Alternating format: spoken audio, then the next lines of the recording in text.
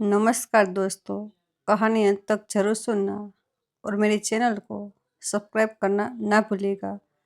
और कहानी कैसी लगी ये भी कमेंट में बताना और लोगों के साथ शेयर भी जरूर करना।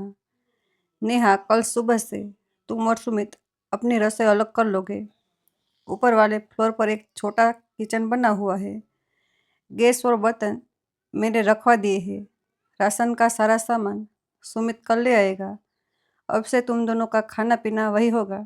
सावित्री देवी ने अपनी नई नवेली बहू नेहा से यह बात इतने सपाट लहजे में कही जैसे वह किसी को बाजार से सब्जी लाने का आदेश दे रही हो। नेहा के हाथ से चाय का कप लगभग छूटे छूटे बचा। अभी शादी को सिर्फ 20 दिन हुए थी। हाथों की मेहंदी का रंग भी पूरी तरह फीका नहीं पड़ा था और सासू माँ ने घर के बंटवारे का फरमान सुना दिया। नेहा संजय रह गई। वो एक आधुनिक ख्यालों वाली लड़की थी, लेकिन उसके संस्कार बहुत अच्छे थे। वो पुणे के एक छोटे से परिवार में पली बड़ी थी, जहाँ माता पिता दोनों की नौकरी करते और वह अक्सर घर पर अकेले रहती थी। इसलिए जब उसकी शादी बनारस के एक प्रतिष्ठित और भरे पुत्र टिपाटे सदन में तय हुई तो वह खुशी से फूली नहीं समाई थी। इस घर में सुमित के ताऊ जी, चाचा जी और उनका पूरा कुबा साथ रहता था। भरा पूरा संयुक्त परिवार।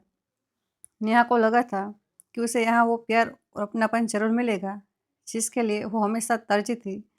लेकिन आज सासू माँ ने उसे अलग कर दिया। शाम को जब सुमित ऑफिस से आया तो नेहा ने रोते हुए उसे यह बात बताई। सुमित भी हैरान था। वो दौड़कर अपनी माँ के पास गया। माँ, यह क्या है? नेहा रो रही है। लोग क्या कहेंगे? 15 दिन में ही बेटे बहू को अलग कर दिया। क्या नेहा से कोई गलती हुई है? अगर हुई है तो आप उसे डांट लीजिए, समझा लीजिए, लेकिन यूँ अलग तो मत कीजिए। सुमित ने माँ के पैरों के पास बैठकर विनती की। सावित्री देवी ने अपना रामायण का पाठ बंद किया और चश्मा उतारकर बेटे को देखा। उनके चेहरे पर एक अजीब सी कठोरता थी जो सुमित ने पहले कभी नहीं देखी थी। सुमित, मैंने जो फैसला लिया है वो बदल नहीं सकता। कल से तुम दोनों ऊपर के फ्लोर पर रहोगे। और हाँ, अपनी सैलरी का एक भी पैसा अब नीचे के घर में देने की कोई ज़रूरत नहीं है। अपनी गृहस्थी खुद चलाओ। जाओ, अब मुझे पूजा करनी है। उस रात नेहा और सुमित के गले से निवाला नहीं उतरा। अगले दिन भारी मन से उन्होंने ऊपर वाले फ्लोर पर अपनी गृहस्थी जमा ली। नेहा का दिल टूट गया था। उसे नीचे से आते ही हंसी ठिठोले की आवाज़ें सुनाई देती। उसे लगता जैसे उसे सजा दी गई है। नीचे बड़ी ताईजी की उनकी बहू और साची वगैरह सब मिलकर घूमती फिरती। बच्चे आंगन में खेलते। चाचा जी राजनीति पर चर्चा करते। ये सब नेहा को बहुत आकर्षित करता था। उसे लगता कि सावित्री देवी शायद उसे नफरत करती है या उसे इस लायक ही नहीं समझती कि वो परिवार का हिस्सा बन सके। इसी तरह एक हफ्ता बीत गया। नेहा ने देखा कि सावित्री देवी का व्यवहार विचित्र है। जब भी नेहा नीचे आती और सावित्री देवी अकेले होती तो उसे चाय पिलाती, प्यार से बात करती। लेकिन जैसे ही घर का कोई और सदस्य आता, वे नेहा से रूखा व्यवहार करने लगते और उसे वापस ऊपर अपने कमरे में भेज देती। जाओ बहू, ऊपर तुम्हारा काम होगा, या भीड़ मत बढ़ाओ, वे अक्सर ताईजी या चाचा जी के सामने कह देती। नेहा को अपना बहुत अपमान महसूस होता, लेकिन सुमित उसे समझाता कि माँ का स्वभाव ऐसा नहीं है, जरूर कोई और बात है। धीरे धीरे नेहा ने अपने एकांतवास में ऊपर की बालकनी से नीचे के आंगन का निरीक्षण करना शुरू किया और जो उसने देखा उसने उसकी आंखें खोलनी शुरू कर दी। उसने देखा कि घर तो संयुक्त था, लेकिन काम और खर्च संयुक्त नहीं थे। सुबह 4 बजे उठकर सावित्री देवी यानी उसकी सासू माँ अकेले पूरे घर के लिए चाय बनाती। ताई जी, उनकी बहू और चाची 10 बजे तक सोकर उठती। घर के राशन का बिल, बिजली का बिल, यह तक कि ताऊजी के पोतों के स्कूल की फीस भी सावित्री देवी के पति यानी नेहा के ससुर जी की पेंशन और खेती की कमाई से जाती थी। जबकि खेत पूछते ही नहीं थे, उन्हें सावित्री देवी के पति अपनी मेहनत की कमाई से खरीदा था। एक दिन दोपहर में नेहा सीढ़ियों पर खड़ी थी। नीचे हॉल में दाऊ जी के बेटे यानी सुमित के बड़े चचेरे भाई विकी भैया सावित्री देवी पर चिल्ला रहे थे। चाची, यह क्या है? खाने में आज फिर लौकी? आपको पता है ना, मुझे पनीर पसंद है। और हाँ, मुझे 5,000 दीजिए, दोस्तों के साथ पार्टी में जाना है। आपके पास नहीं है तो चाचा जी से मांग कर दीजिए। सावित्री देवी ने सिर झुकाकर कहा, बेटा अभी परसों ही तो दिए थे, अभी तंग है। तुम्हें चाचा जी की दवाइयाँ भी आनी है। अरे तो सुमित की शादी में जो शगुन आया था वो कहाँ गया? दबाकर बैठी हो क्या? यह संयुक्त तो परिवार है चाची, यह सबका पैसा सबका होता है, विकी ने बदतमीजी से कहा और मेज पर रखा गिलास पटक दिया। ताई जी वहीं बैठी चाय पी रही थी। उन्होंने बेटे को डांटने के बजाय सावित्री देवी से कहा, अरे दे देना सावित्री, लड़का है, जवान खून है, और वैसे भी तेरा सुमित तो अब कमाता भी है, उससे मांग ले। यह सब सुनकर नेहा का खून खोल उठा। वो नीचे जाने ही वाली थी कि उसने सावित्री देवी का जवाब सुना। सुमित अब अलग रह है दीदी, उसकी रसोई अलग है, खर्चा अलग है, मैं उससे पैसे नहीं मांग सकती, और मेरे पास अब और पैसे नहीं है। विकी बड़बड़ाता हुआ चला गया। ताई जी और चाची जी ने मुंह बनाया और अपने कमरों में चले गए। सावित्री देवी चुपचाप बिखरे हुए कांच के टुकड़े उठाने लगी। ये सब देख सुनकर नेहा की आंखों से पर्दा हट चुका था। उसे समझ आ गया कि यह भरा पूरा परिवार असल में एक ऐसा दलदल था जो सावित्री देवी और उनके पति को सालों से सूझ रहा था। यहाँ प्यार नहीं पर जीवंतता थी। शाम को एक और घटना हुई। सुमित की बुआ जी अपने परिवार के साथ आधम की। आते ही उनकी फरमाइशें शुरू हो गई। अरे सावित्री, सुना है नई बहू ढेर सारा दहेज लाई है, बुला जरा उसे, मैं भी तो देखूँ कौन कौन सी साड़ियाँ और जेवर लाई है। उनकी में से कुछ साड़ियाँ और जेवर मैं अपने लिए पसंद कर लूँगी। और हाँ, सुमित की सैलरी तो अब अच्छी होगी, बढ़िया सरकारी नौकरी जो ठहरी तो जाते वक्त हमें सगुन अच्छा मिलना चाहिए।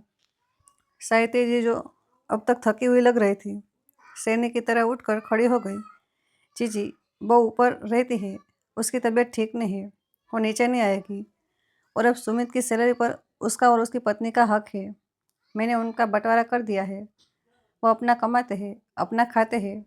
मेरे पास आपको देने के लिए सिर्फ चाय पानी है, कृपया वो ग्रहण करें।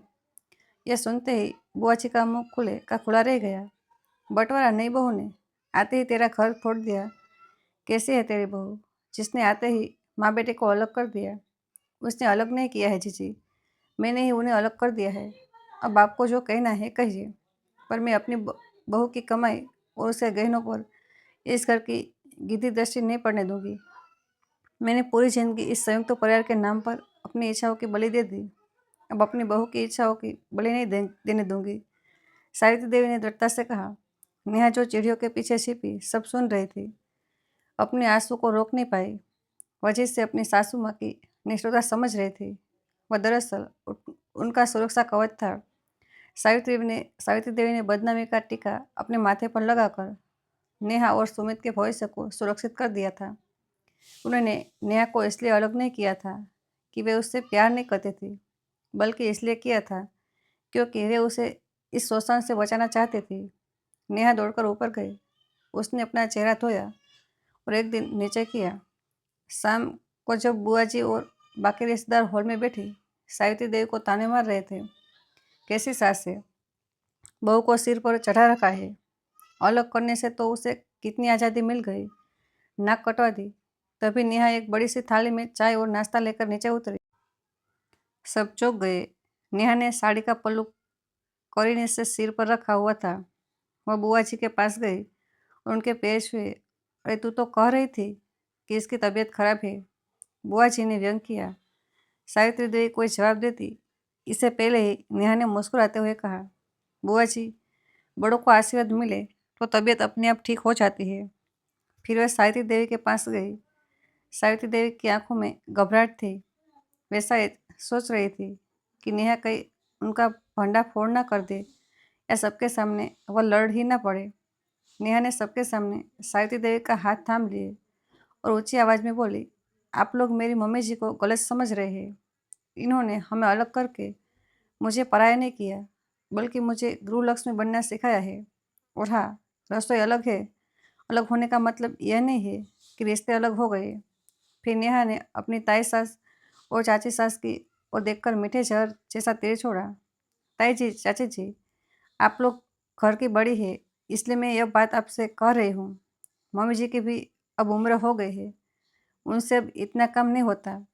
डॉक्टर ने उन्हें सख्त आराम की सलाह दी है, इसलिए आज से मम्मी जी और पापा जी का खाना भी मैं ही बनाऊंगी। वो ऊपर हमारे साथ ही खाना खाएंगे और घर के बाकी काम मु- मुझे यकीन है कि विकी भैया की पत्नी और आप लोग मिलकर सब संभाल ही लेंगे। आखिर यह संयुक्त परिवार है ना? तो काम भी तो संयुक्त रूप से होना चाहिए। नेहा की बात सुनकर हॉल में सन्नाटा छा गया। ताई जी और चाची जी के चेहरों का रंग उठ गया। साहित्य को आराम और काम अब उन्हें और उनकी बहू को करना पड़ेगा, यह सोचकर कि उनकी हालत खराब हो रही थी। नेहा यही नहीं रुकी, वह आगे बोली, और बुआ जी, सुमित कह रहे थे कि घर की मरम्मत के लिए पैसों की जरूरत है, तो हमने सोचा कि हम लोग तो ऊपर रहते हैं, तो नीचे के घर का खर्च और मैंने ने ताई जी और चाची जी के बेटे मिले बांटकर उठा लेंगे। आखिर सुमित अकेले कब तक बोझ उठाएंगे, है ना? नेहा की बात सुनकर सब लोग बगले झाँकने लगे। जो लोग अभी तक संयुक्त परिवार की दुहाई दे रहे थे, जैसे ही जिम्मेदारी और खर्च की बात आई, सब खिसकने के बहाने ढूंढने लगे। अरे हमें तो देर हो रही है। बुआ जी उठी, हाँ, विकी के पापा बुला रहे होंगे। ताई जी भी खिसक ली। थोड़ी देर में ही हट खाली हो गया। वहाँ सिर्फ सावित्री देवी और नेहा रह गई। उन्होंने देखा कि सुमित, जो अभी अभी ऑफिस से लौटा था, दरवाजे पर खड़ा मुस्कुरा रहा था। सावित्री देवी नेहा को देखा। उनकी आंखों में आंसू थे।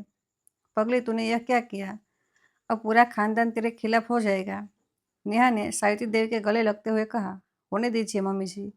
जो लोग आपको सिर्फ काम करने वाली मशीन समझते हैं, उनका खिलाफ होना ही अच्छा है। आपने मुझे बचाने के लिए बदनामी ली तो क्या मैं आपके लिए ढाल नहीं बन सकती? सुमित ने आगे बढ़कर माँ के पैर छुए। माँ, मुझे माफ़ करना। मैं अपनी पढ़ाई और नौकरी में इतना बिजी रहा कि कभी समझ ही नहीं पाया कि आप किस तरह घुट घुट कर जी रही थी। नेहा ने आज मुझे आपकी खामोशी का मतलब समझा दिया है। सावित्री देवी ने दोनों को गले लगा लिया। पर बहू, तूने तो कह दिया कि मैं ऊपर खाना खाऊंगी, पर नीचे का खाना कैसे बनेगा?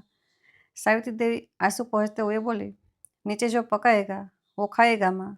नेहा ने हंसते हुए कहा, अब से आप ड्यूटी पर नहीं है, आप रिटायरमेंट पर है। आपका बेटा और बहू है ना आपको संभालने के लिए। उस दिन के बाद त्रिपाठी सदन में एक नई व्यवस्था शुरू हुई। ताई जी, उनकी बहू और चाचा जी को मजबूरन रसोई में जाना ही पड़ा, क्योंकि सावित्री देवी अब बीमार रहने लगी थी। विकी और अन्य चारे भाइयों को अपनी अच्छाइयों के लिए पैसे मिलने बंद हो गए, तो उन्हें भी मजबूरी में ही सही नौकरियां ढूंढनी पड़ी। नेहा और सावित्री देवी की रसोई भले ही ऊपर थी, लेकिन शाम की चाय दोनों सास बहू अपनी बालकनी में बैठकर पीती थी और नीचे के आंगन में हो रही भागदौड़ को देखकर मुस्कुराती थी। सावित्री देवी सोच रही थी, नेहा सही कहती है कि कभी कभी जुड़ने के लिए थोड़ा अलग होना जरूरी होता है। सावित्री देवी ने जो लकीर खींची थी, उसने घर नहीं तोड़ा था, बल्कि उस घर की नींव को खोखला होने से बचा लिया था। और नेहा नेहा को वो बड़ा परिवार तो नहीं मिला जिसकी उसने कल्पना की थी, लेकिन उसे एक ऐसी माँ मिल गई थी जो उसके लिए दुनिया से लड़ गई थी, और ये किसी भी भरे भरे परिवार से कहीं ज़्यादा कीमती था। तो दोस्तों, कभी कभी हम खुद भी अनजाने में अपने ऊपर अनावश्यक जिम्मेदारियों ले लेते हैं, और ये सावित्री देवी के साथ हुआ। अगर सावित्री देवी शुरू से ही खर्च बांट देती, काम बांट देती, ना कहना सीख लेती, तो शायद हालत यहाँ तक नहीं पहुँचते। किसी ने सही कहा है, त्याग तब तक सुंदर है जब तक वो स्वेच्छा से हो। जब त्याग मजबूरी बन जाए तो वह शोषण बन जाता है। दोस्तों, आपको यह कहानी कैसी लगी? अपनी राय कमेंट बॉक्स में ज़रूर बताइए। और ये कहानी पसंद आई तो वीडियो को लाइक, चैनल को सब्सक्राइब करना ना भूलें। मिलते हैं जल्दी एक नई कहानी के साथ। तब तक के लिए धन्यवाद।